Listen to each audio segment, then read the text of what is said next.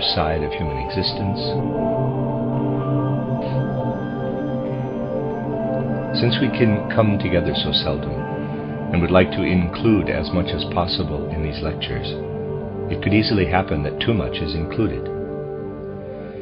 Nevertheless, today, from a certain point of view, I would still like to try to characterize for you what could be called the other side of human existence on earth. I would then like to relate that to the significance of a deeper spiritual knowledge of our time. How much do we finally know about our existence if we use only our senses and the intellect bound up with those senses as our source of knowledge? Ordinary sense consciousness only allows us to spend the waking part of our existence in full consciousness. The spiritual powers that lead the world did not add the sleeping state to human existence for nothing. From falling asleep to waking up, a very great deal happens to the human being. Indeed, most of what the Spirit has to effect through human beings in earthly existence is actually achieved during the sleep state. During the waking state, all that can occur on earth is what we can undertake with ourselves and the things around us. But what higher spiritual beings undertake with the human soul in human evolution, in order to bring the soul to complete development within earthly existence, this happens during the sleep state.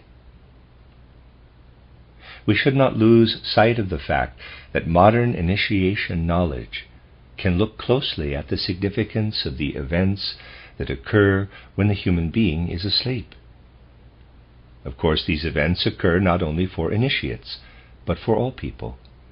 The development of all human beings depends upon them. The initiate can only draw attention to these sleep state events. However, every human being who gives any thought at all to the meaning of earth existence should increasingly feel and sense the significance of what occurs while he sleeps. Today I would simply like to describe all that plays into the sleeping state of the human being.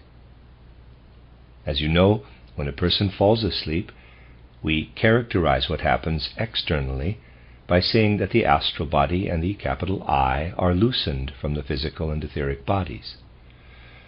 The I and the astral body are, then, in the spiritual world. They no longer permeate the physical and etheric bodies as they did in the state between waking and falling asleep. When we look at what happens with human beings in the sleeping state, our attention is drawn to the various ways they are connected to the earth during waking. To begin with, we are connected to the earth through our senses. We perceive and know the appearances of the various kingdoms of nature.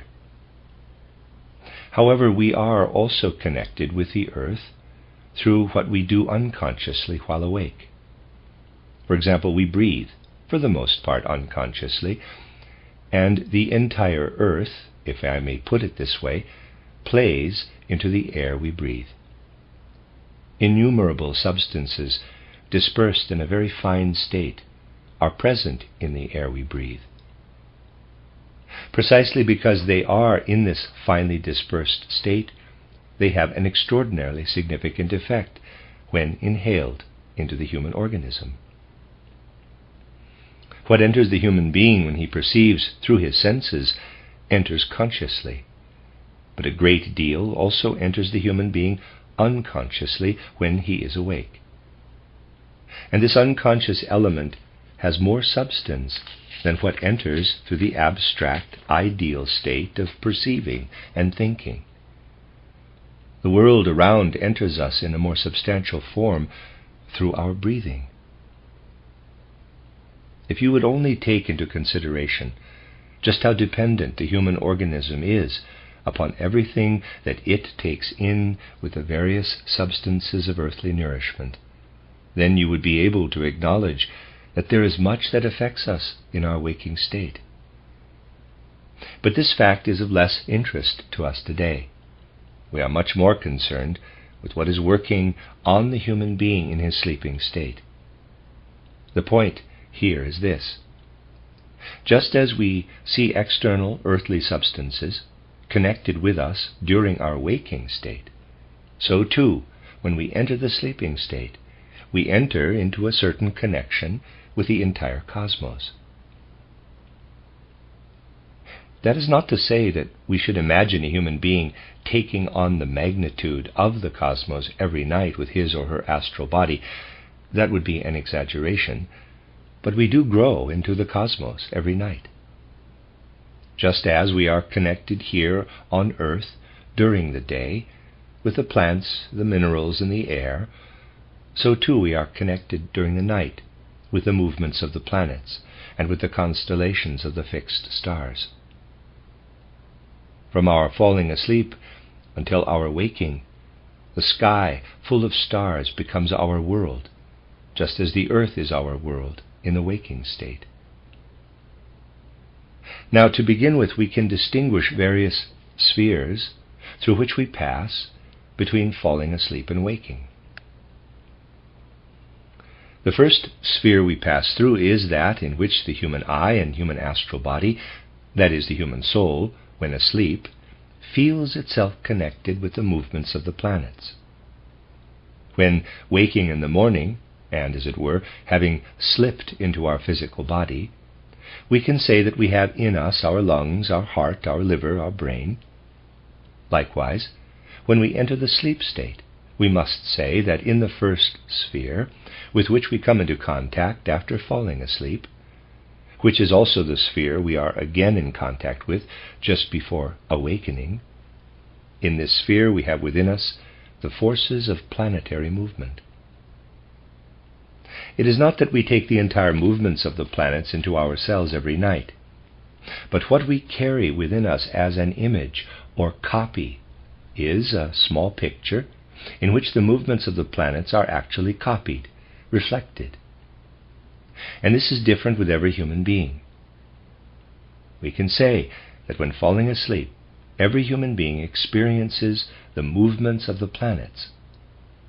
Everything that goes on as movement out there in the space of the universe between the planets is experienced inwardly in a kind of globe of planets in the astral body. That is the human being's first experience after falling asleep. Do not ask, my dear friends, what this has to do with you. Do not say that you do not perceive this. You may not see it with your eyes nor hear it with your ears. But in the moment you fall asleep, at that moment, that part of your astral body that during waking permeates and is a part of your heart, that part becomes an eye, E-Y-E. We see with this organ, which I will call a heart eye. When we enter the sleep state, this organ begins to perceive what is happening in the way I have just described. This heart eye really does perceive what the human being experiences there, even if the perception is, for present-day humanity, very dim and obscure. What we experience there is perceived by this heart eye in such a way that in the time after falling asleep, when the physical and etheric bodies are lying there in bed, this heart eye looks back at us. The eye and the astral body look back at the physical and etheric bodies with the heart eye. What the capital I and the astral body experience in their body inwardly, as a picture of the movements of the planets, radiates back to the heart eye, E-Y-E, from their own etheric body. The capital I and the astral body see the mirror image of the planetary movement coming out of their own etheric body. Upon awakening, because of the way the human being is presently constituted, we immediately forget the dim consciousness provided by our heart eye during the night. This consciousness is dim, and at most can only be found echoing in certain dreams. In their inner flexibility, these dreams still have something of the planetary movements. as we approach wakefulness, images from our lives settle into these dreams, which, fundamentally speaking, are actually dependent upon the movements of the planets. The images enter at this point because the astral body is being submerged into the etheric body, which preserves our memories of earthly life. The following is a specific example. You wake up in the morning. You have once again gone through the spheres of planetary movement. Let us say you have experienced there a special relationship between Jupiter and Venus, because such an event is connected with your destiny, your karma. This could happen. You could have experienced a special relationship between Jupiter and Venus. If you could lift what was experienced there between Jupiter and Venus into the light of your day consciousness, then much concerning your human abilities would be clear to you. For those abilities have come from the cosmos, not from the earth. How you are related to the cosmos determines how you are gifted, how you are good, or at least how you are inclined to good or to evil. You would be able to see what Jupiter and Venus discussed with one another, and what you perceived with your heart-eye, EYE. I could just as well say heart-ear, for it is hard to distinguish such things. But this is all forgotten, because it has been perceived so very dimly. As this exchange between Jupiter and Venus continues within you, it causes corresponding movements in your astral body, and something else from your etheric body mixes in. For example, what you experienced around noon when you were 17, or when you were 25 years old, say in Oxford or Manchester or anywhere. Such earthly images are mixed with the cosmic experiences. The pictures in dreams do have a certain significance, but the pictures are not what is of primary importance. They are, so to speak, the fabric woven to clothe cosmic events. Concerning the experience that thus comes into existence for the perception of the heart, we can say that it is bound up with a certain anxiety. For almost everyone, there are feelings of a spiritual kind of anxiety mixed in with this experience, especially when what was experienced cosmically shines back and echoes from the human etheric body.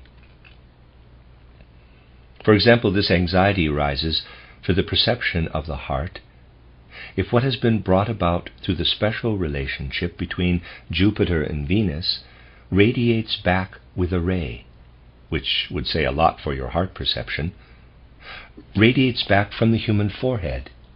And if this ray is then mixed with the sound and light from another ray, say from the region just below the heart, this perception of anxiety leads every soul, not entirely hardened to such perceptions, to actually say to itself in sleep, "The mists of the cosmos have taken me into themselves."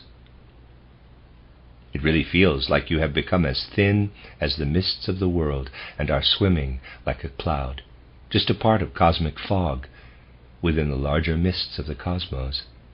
This is the experience immediately after falling asleep. Then out of this anxiety, out of this feeling of oneself as just another mist within the cosmic fog, something comes into the human soul that could be called devotion to the divine that is weaving through the world. Those are the two basic feelings that come over the human being in the first sphere after falling asleep. First, that I am within the mists of the world, and then that I would like to rest in the bosom of God so as to be safe from dissolution in these mists. These feelings must be carried by the perception of the heart when we again awaken in the morning and enter into our physical and etheric bodies. If this experience were not carried over into life, then all the substances we take into our bodies for nourishment the next day, or whatever else our metabolism may process, even if we starve, for then the substances are taken from our bodies, these substances would assume solely their earthly character, and would thus bring about disorder in the whole human organism. It is simply a fact that for the human waking condition, the significance of sleep is enormous. In this epoch of Earth's development, man is still spared the task of having to carry the divine from sleep into waking.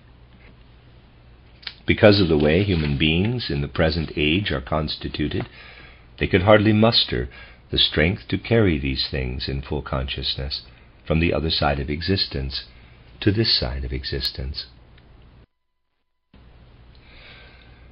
After the experiences connected with the planetary movements, the human being goes into the next sphere. In doing so, we do not leave the first. It remains for the perception of the heart. The next sphere is much more complicated, and is perceived with that part of the astral body that during the day, during waking, permeates and is a part of the solar plexus, permeates and is a part of our entire limb system. The solar plexus and limb system of the human being, that part of the astral body that penetrates and permeates the solar plexus and the arms and legs, this part of the astral body perceives what happens in the night in the next sphere.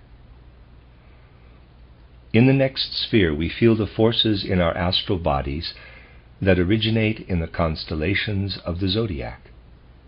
These forces come in two forms. The first consisting of those forces which come directly from the constellations of the zodiac. The other form arising when these forces from the zodiac pass through the earth. It makes a very big difference whether the zodiacal signs are above or below the earth. In this sphere, the human being perceives with what I would like to call, quote, sun perception, S-U-N, sun perception, close quote, because that part of the astral body connected with the solar plexus and the limb system is involved in the perception. I would like to call this perceiving part of the astral body the, quote, EYEI of the sun, close quote, or the sun eye. Through it we become aware of our entire relationship to the zodiac and the movements of the planets. In this sphere the picture is enlarged. We grow more into the picture of the cosmos. This experience is again mirrored to us by our own physical and etheric bodies, which we are now looking at. What comes forth from our body every night is brought into connection with the entire cosmos, with the movements of the planets and the constellations of the fixed stars. The experience with the fixed stars may occur for some people half an hour after falling asleep, for some after a longer period, and for others very shortly after falling asleep. The person experiences himself in all 12 constellations. The experiences with the fixed stars are extraordinarily complicated. My dear friends, I believe you could have visited the most important regions of the earth as a world traveler, and still you would not have had the sum of experiences that your sun eye gathers for you from a single constellation of the zodiac. Because the people who lived in ancient times still had powerful dreamlike powers of clairvoyance, and perceived in a dreamlike way much of what I have been describing, all of this was relatively less confusing to them. Today a person's sun eye can hardly come to any kind of clarity, and we must come to clarity even if we forget it in the day. We can hardly come to any kind of clarity concerning what we experience in 12-fold complexity during the night, unless we take into our hearts and minds what Christ wanted to become for the earth through the mystery of Golgotha. Simply having felt what it means for the life of the earth that Christ went through the mystery of Golgotha, simply thinking about Christ in our ordinary life on earth brings such a tinge, such a hue into our astral body by the indirect path through the physical and etheric bodies, that Christ can become our leader through the zodiac, from falling asleep to waking. Once again the human being wonders, will I be lost in the multitude of stars and their activities? But if we can look back to thoughts, feelings, and will impulses turned toward Christ during our daytime waking state, then Christ becomes a leader who helps us to bring order into the complex and confusing events of this sphere. Only when we observe the other side of life do we realize the full significance of Christ for the earth life of humanity since the mystery of Golgotha. In the present ordinary civilization, there is actually no one else who understands what Christ must still become for the life of earth. All these things, which have not yet been experienced by many people, are wrongly explained. Only when you know what I have just explained can you understand the various ways in which people who have not yet been touched by the Christ event bring their nightly experiences while asleep into waking day consciousness. When we have gone through the misty existence in the sleep state and entered the second sphere, we stand before a complicated and confusing world. Only when Christ steps forward as a spiritual sun, S-U-N, and becomes our leader, is complex confusion resolved into a kind of harmonious understanding. This point is important because our karma actually appears to our sun eye the moment we step into this sphere of whirling confusion, this sphere of planetary movement and of the fixed star constellations of the zodiac.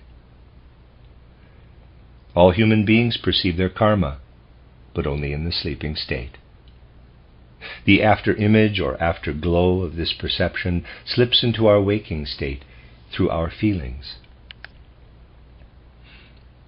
Much of the condition of soul that we can find in ourselves, if to some extent we strive for self-knowledge, is a very dim echo of this zodiacal experience.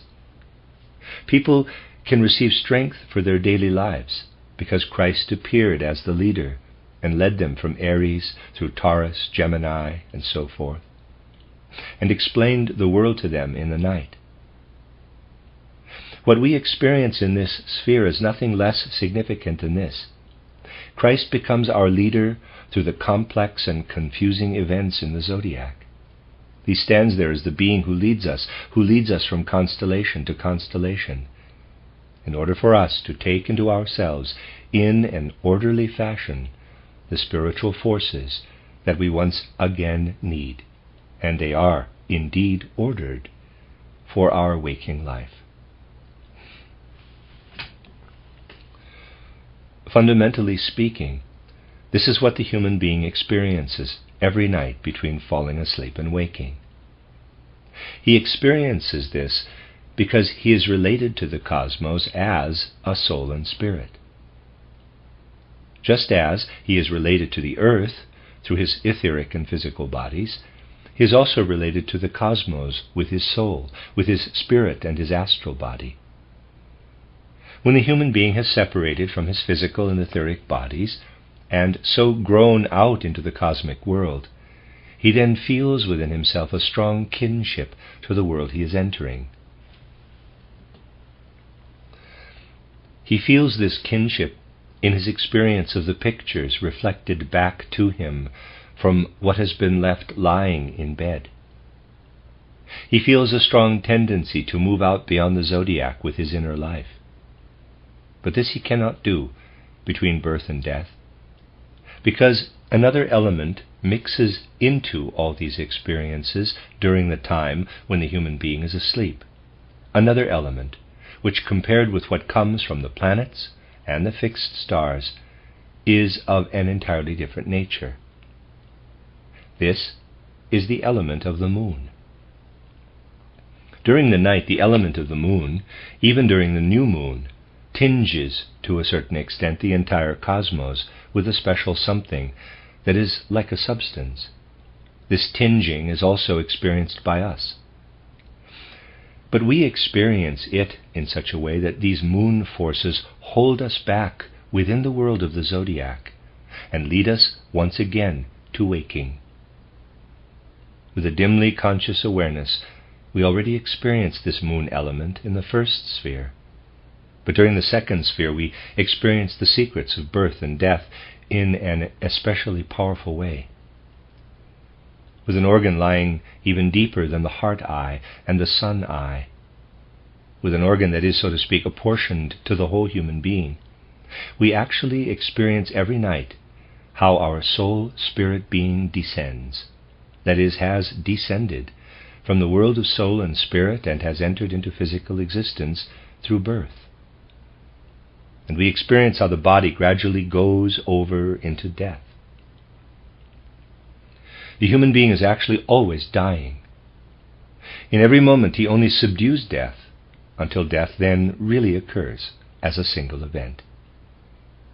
But in the moment we experience how the soul, so to speak, goes through earthly nature, bodily nature, in this same moment we also experience, and through the very same forces, our connection with the rest of humanity. You have to remember this. Not even the most insignificant encounter, insignificant relationship, or even the most decisive, is without a connection to our total destiny, to the total karma of the human being.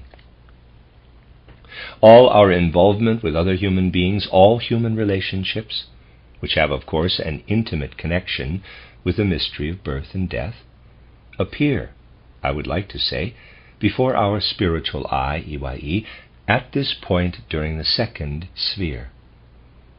This comprehension of karma happens whether the souls with whom we have ever had a connection in past lives, or with whom we now, in this earth life, have a relationship, are presently in the spiritual world or are on the earth. We feel ourselves at this point to be in touch with and living within our total life destiny. This experience is connected with the fact that all the other forces, those of the planets and the fixed stars, want to draw us out into the cosmos, while the moon wants to put us again into the world of people, basically tearing us out of the cosmos. The moon has forces that are actually opposed to the forces of the sun, as well as the forces of the stars. It constitutes our kinship to the earth. For this reason, every night, in a certain sense, it brings us back from the experiences of the zodiac into the planetary experiences, and once again into earthly experiences. In that we are brought back into the physical body of a human being. From a certain point of view, this is the difference between sleeping and dying. When a human being merely falls asleep, he or she maintains a strong connection to these moon forces. Every night, in a certain sense, these moon forces also point out to us again the meaning of our life on earth. But this can only be the case because we receive everything reflected back from the etheric body. In death, we pull the etheric body out of the physical body. The backward view of memories from the last life on earth then appears. For a short while, a few days, the etheric body permeates the cloud of which I have spoken. As I said, every night we experience ourselves as a cloud of mists in a world of fog. But this cloud of mists that we ourselves are, this cloud is without our etheric body during the night. When we die, the cloud is, to begin with, in the first days after our death, with our etheric body.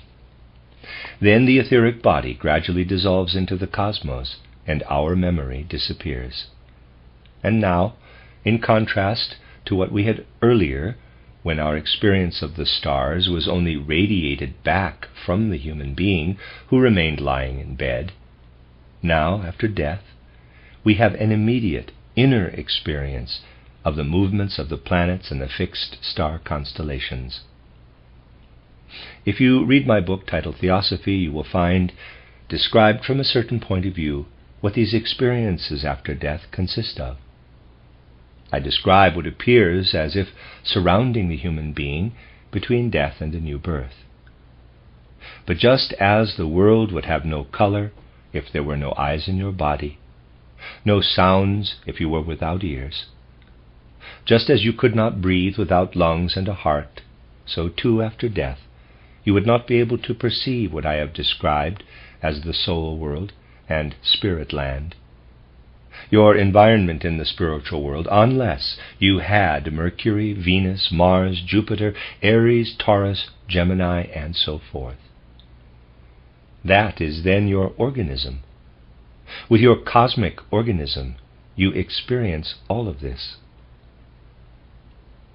The moon can no longer bring you back, because it could only bring you back to an etheric body, but your etheric body has been dissolved into the cosmos. As I described the process in Theosophy, there is still so much left of the power bequeathed to the human being by the moon that after death we must remain a while in the soul world. We keep looking at the earth intently until we go over into what I described as spirit land. There we experience ourselves as being beyond the zodiac, beyond the realm of the fixed stars. In this way we live through the time between death and a new birth. I could describe the details of this entry into and life within the spiritual world, the entry made every night. But the concepts I use for this description must not be pushed too far. These things can hardly be expressed with earthly concepts. Nevertheless, I can describe it to you as follows. Picture a meadow and picture flowers in this meadow. From every blossom in the meadow and on the trees, a kind of spiral goes forth, unwinding upward into cosmic space. The spirals contain the forces through which the cosmos regulates and effects the growth of plants on the earth. For plants grow not only out of their seeds, plants grow out of the cosmic helical forces that surround the earth. These forces are also present in winter, also in the desert, and also when there are no plants present. In order to enter into the movements of the planets every night, we must use these helical forces as a ladder. Using the ladder-like quality of the spiraling forces of the planets, we climb up into the movements of the planetary world. With the force that the plant uses to grow upward, a force coming forth from its roots, parenthesis, you see, it has to apply a force in order to grow upward, close parenthesis. With this force, the human being is carried into the second sphere that I described. When it comes to those experiences I have described for you, when we are beset by a certain anxiety and say, I am a figure of mists in the universal cosmic fog, I must rest in the bosom of God.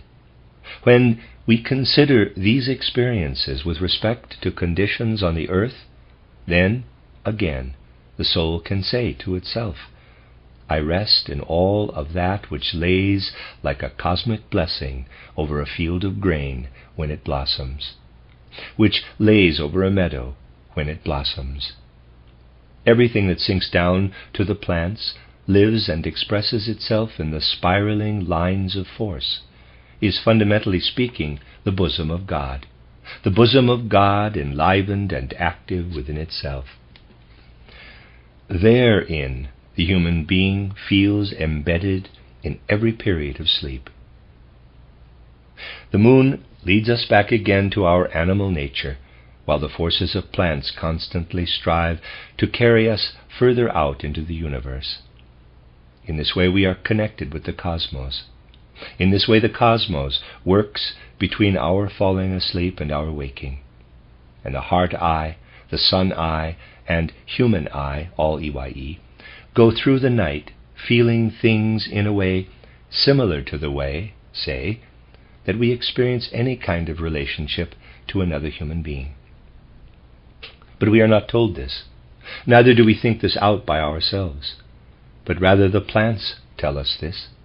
The plants which give us a ladder to climb up into the planetary world, where we are then forced out into the world of the zodiac. One could have an experience like this. I have a relationship to a particular person. The lilies tell me, the roses tell me, because the forces of the roses, the forces of the lilies, the forces of the tulips have driven me precisely to this place.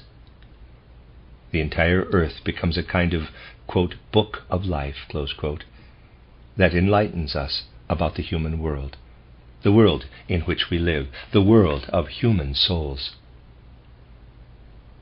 The people of various ages and epochs have had these experiences in different ways.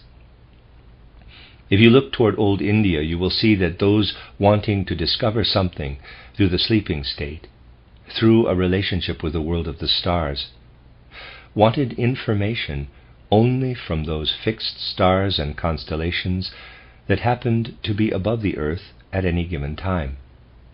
They never wanted connections to the constellations below, the constellations whose forces had to go through the earth. Just take a look at the Buddha posture, or at the posture of any sage whatsoever from the Orient, who strives for spiritual wisdom through exercises. Look at how he crosses his legs one over the other and sits on them. He assumes this posture because he wants only his upper body and what is connected to the stars above to become active within. He does not want what also works through him through the sun eye, what works through the limb system, to become active within. He wants the forces of the limb system more or less excluded. Therefore, you can see, in the position of every Oriental striving for wisdom, how he wants to develop a relationship only to what is above the earth. He wants only to develop those connections leading to knowledge in the soul realm. The world would have remained incomplete if this had remained the only kind of search for knowledge. If, in order to acquire knowledge, humankind had been restricted to the Buddha posture alone. Already during the age of the Greeks, a human being had to enter into a relationship with the forces encountered when he develops in the direction of those constellations that at any given time are below the earth. This tendency is hinted at in a wonderfully intimate way in Greek tales. When it is said that certain heroes in Greece have descended into the underworld, that they have experienced initiation, this means that they have become acquainted with those forces that work through the earth. They have come to know the chthonic powers. Every age has its special task. In order to teach other people, the Oriental initiate learned primarily about what was to be found before birth, before conception actually, that is, what lay in the soul spiritual realms human beings live through before descending into the earthly world. What approaches us in such a magnificent way in Oriental writings and in the Oriental worldview comes to us because people back then could look into the life human beings led before they descended to the earth. In Greece, people began to know the forces that depended upon the earth itself, Uranus and Gaia. Gaia, the earth, stands at the beginning of Greek cosmology. The Greek always sought to find out about, to know the mysteries of the earth itself, mysteries that were, of course, also cosmic mysteries that worked through the earth. The Greeks wanted to know about the mysteries of the underworld. In this way, the Greeks developed a proper cosmology. Consider how little knowledge of history, as we call it, the Greeks had. Yet the Oriental never had any at all. The Greeks were far more interested in what was going on when the earth was being formed in the cosmos, and then later when the inner powers of the earth, the titanic forces, fought against other powers. The Greeks pointed to these gigantic, powerful spiritual forces that form the foundation for earthly conditions, and in which humanity is so entangled. It is incumbent upon us, in the New Age, to understand history and be able to point out that humanity has come out of an old dreamlike clairvoyant condition, that we have now arrived at an intellectually colored consciousness that is merely tinged with the mythical. We must now work our way out of this consciousness and once again into a seeing into the spiritual world. This present epoch marks the transition to a conscious experience of the spiritual world that can only be achieved with effort. For this purpose, we must above all look at history. We have, therefore, in our anthroposophical movement, again and again reviewed the various historical epochs from our time all the way back to the time when human beings still received knowledge from higher, supra-earthly beings. We have followed the historical development of humanity. The external knowledge of our time views this historical development of man in a completely abstract way.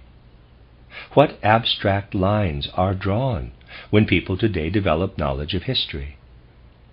Ancient peoples followed a history still clothed in mythos, a history that included nature and its events.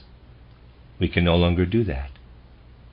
But people have not yet acquired a faculty that would lead them to ask, what was it like when the first human beings received wisdom from higher beings? And what was it like as that wisdom gradually faded away? What was it like when a god himself descended in order to incarnate in a human body through the mystery of Golgotha, in order to fulfill a grand cosmic mission with the earth, so that the earth could receive its meaning?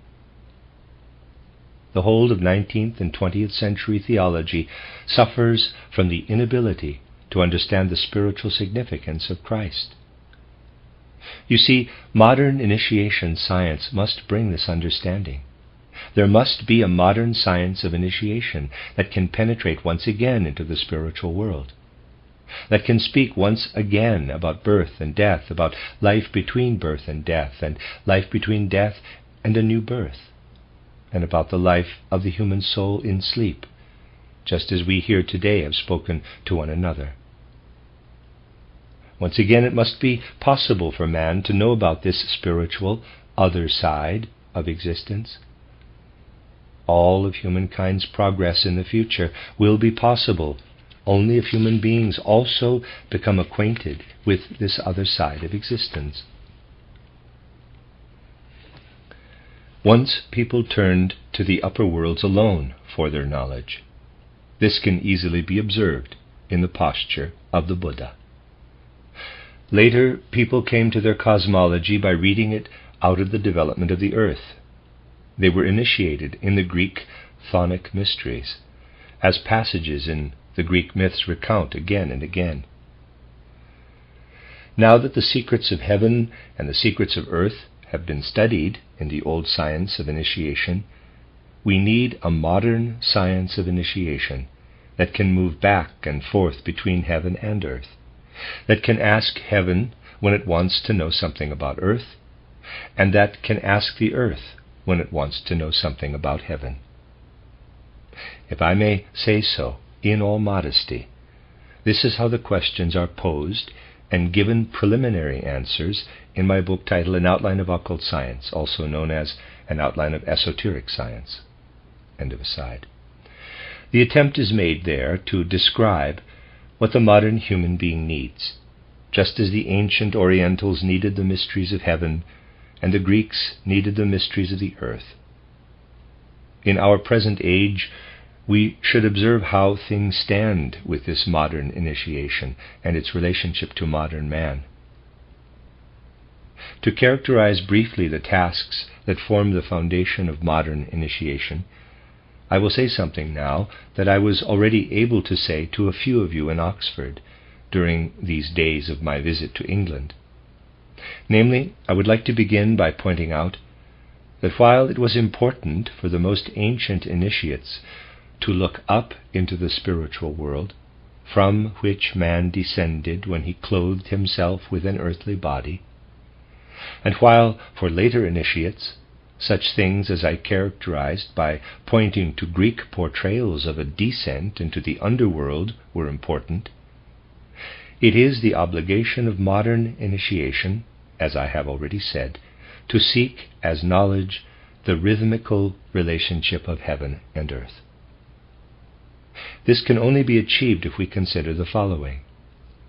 Certainly we must know heaven, and certainly we must know the earth.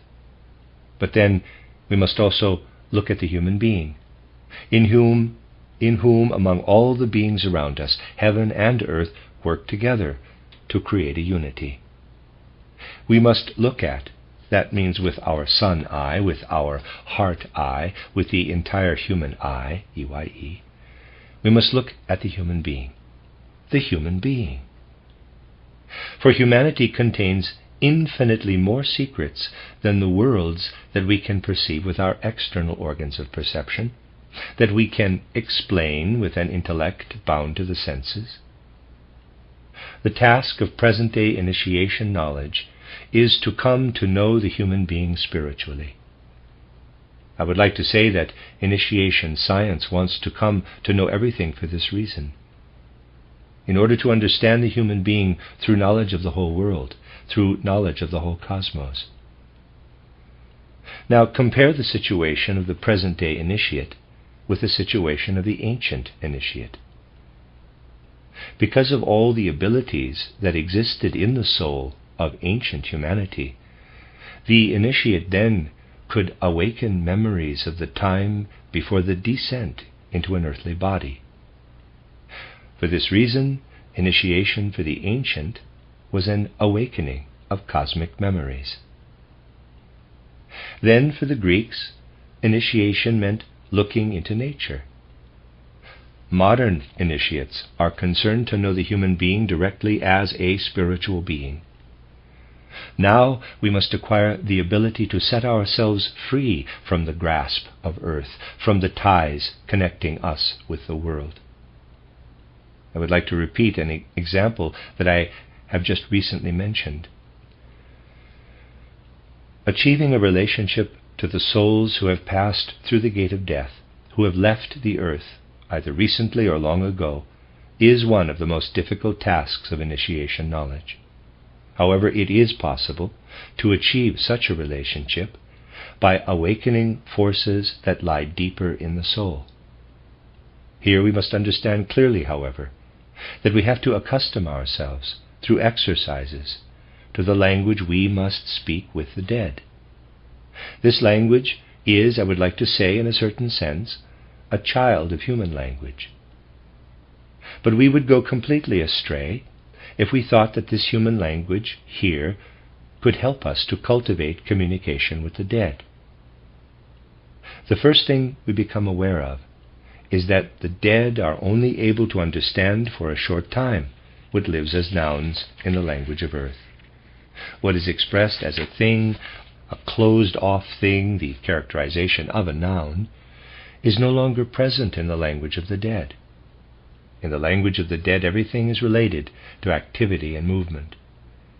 For this reason, we find that some time after the human being has passed through the gate of death, he has a real feeling only for verbs. In order to communicate with the dead, we must sometimes direct a question to them by formulating it in such a way that it is understandable to them. Then, if we know how to pay attention, the answer comes after a while. Usually, several nights must pass before the deceased person can give us an answer to our questions. But we must first find our way into the language of the deceased. Finally, the language appears for us, the language the dead actually have, the language the deceased has had to live into after death, distancing himself from the earth with his entire soul life. We find our way into a language that is not at all formed according to earthly conditions, but is rather a language arising from feelings, from the heart. It is a kind of language of the heart. Here language is formed in the way vowels or feeling sounds are formed in human language. For example, When we are amazed, we say, "Ah." Or, when we want to lead ourselves back to ourselves, we speak the "e" sound. Only in such instances do the sounds and sound combinations receive their due, their real meaning. And beginning with such instances, language becomes something that no longer sounds bound up to the speech organ. It is transformed into what I have just described, a language of the heart. When we have learned this transformed language, the forces that rise from the flowers give us information about humankind, and we ourselves begin to speak with what comes from the flowers. When we enter into the tulip blossom with our soul forces, we express in the imagination of the tulip what is expressed here on the earth in the formation of words. We grow again into the spiritual aspect of everything. From the example of language just characterized, you see that the human being grows into entirely different conditions of existence when he has gone through the gate of death. You see, we really know very little about a human being if we only know his or her external side. The modern science of initiation must know the other side. This begins with language.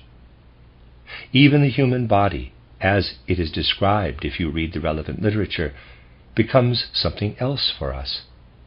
The body becomes a world in itself when we grow into the science of initiation. While the initiate in ancient times reawakened an ability in people that had been lost, while he brought to memory what they had experienced before descending to the earth, the initiate of the present age must do something entirely new, something that represents progress in the human being, that will still have significance for us when humanity itself will one day have left the earth. Indeed, when the earth is no longer even present in the cosmos. This is the task of modern initiation science. Out of this strength, modern initiation science must speak. As you know, from time to time, the science of initiation enters into the spiritual development of the earth. This has happened again and again. The initiation science we need actually sees only a beginning in the assumptions of contemporary science. This initiation science will be increasingly contested. You will need strength to get through all that stands against modern initiation. Before modern initiation, which is a conversation with supersensible powers, actually first received its proper power in the last third of the 19th century, the adversarial powers were already at work to bring about a condition of human culture and civilization, in many ways an unconscious condition, which actually amounts to a complete extermination of modern initiation.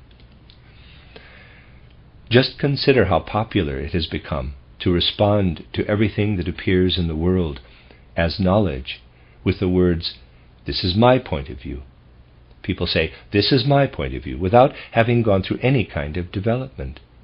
Everyone is supposed to make his own point of view count from the location where he just happens to be standing at the moment when he speaks. And people are offended, even angry, when a higher knowledge is mentioned, a knowledge that can only be acquired through the work of self-development. When the possibility of achieving a modern initiation appeared, primarily in the last third of the 19th century, adversary powers were already at work. Above all, they wanted to bring about a great leveling of people, also in the spiritual realm. There are many people I could mention through whom these enemies of modern initiation have worked. My dear friends, you must believe that the words I must speak out of the spirit of this initiation science must also sound the way they do from the point of view of ordinary conditions here on the earth. If I attempt to make clear to you how the sounds of human language become different when language is to be used in the presence of the beings of the spiritual world, then you will not misunderstand me when I say I myself will never misunderstand the great significance spoken from the merely earthly point of view of someone like Rousseau. If I speak from the merely earthly standpoint, I will set out with all élan to praise and speak well of Rousseau, just as others speak of him. But if I should rise to an attempt to clothe in earthly words what initiation knowledge says concerning Rousseau, I would have to say that with his equalization, with his spiritual leveling, Rousseau represents the supreme babbler of modern civilization. This is something that humanity cannot readily assimilate, that someone like Rousseau can be called a great spirit, a great personality, from the earthly point of view. But if we really want to get to know this person through the modern science of initiation, where we must know heaven and earth and describe the rhythm between them from both sides, must be called the supreme babbler from the point of view of initiation. Only the harmony of what resounds from the one side and from the other side leads to a true knowledge of the human being. For this true knowledge of the human being must be built upon the same wisdom the old initiates built upon, ex deo nascimur. All remembering must be built upon what comes to meet us when we look out into the world, where, as Hayab today described the process, we have unconsciously allowed Christ to become our leader. But we must bring him into our consciousness more and more. Then we can recognize what belongs to death in the world as standing under the leadership of Christ. Then we can recognize that we live into the dead world with Christ. In Christo moremur. Finally, because we are submerged in the grave of the earth and its life, we experience with Christ the resurrection and the sending of the Spirit, per spiritum sanctum revivissimus. The modern initiate must strive above all for this per spiritum sanctum revivissimus. If you consider this counsel and compare it with the modern attitude coming from science, you will recognize that there will still be immense opposition, perhaps of a kind you cannot even imagine today, which will take the form of external actions and deeds that above all will have a tendency to make initiation science entirely impossible. What I would like to leave in your hearts, in your souls, when I speak in such an intimate circle of friends, is this. Through the descriptions given by modern initiation science, I would like to awaken strength, so that a few people are actually present in the world who can find the proper place between what wants to come into the earthly world from spiritual worlds and what from the direction of the earthly world wants to be impossible for spirituality to penetrate into the life of earth. This is what I have wanted to draw attention to in such an intimate circle of friends. An opportunity had already been given to speak in a more external lecture, such as, to my great satisfaction, we were able to have in Oxford. Since the opportunity was given to describe the external side, so the esoteric side must also be handled in this smaller circle. It must also be described. I believe it would be good if you could get beyond the fact that there is much that sounds paradoxical when I speak out of spiritual worlds. It has to sound paradoxical, because the language of spiritual worlds is so different from any earthly language. What should actually be expressed differently can only be brought into earthly language with a great exertion of force. Therefore, it should be understandable if some things are shocking when they appear unmediated as a simple description of spiritual worlds. My dear friends, in addition to characterizing the fundamental intention that was behind today's lecture, I also want to express my deep satisfaction that I have been able to be here and speak to you in London. It is always gratifying. As I have already said, we are seldom together here. May what we can found in our hearts, in our souls, through such rare gatherings, bring about a togetherness that should always be present among those who call themselves anthroposophists. a togetherness of hearts and souls extending over the whole world. Today's lecture has been given with this goal in mind, that we use such brief times together as an inspiration for the greater togetherness that unites all our hearts and all our souls. And to document, as it were, this intention, I would like to add the following words. Speaking out of this frame of mind, I would like to say, let us remain together, my dear friends, even as we leave now to go in such widely separate directions.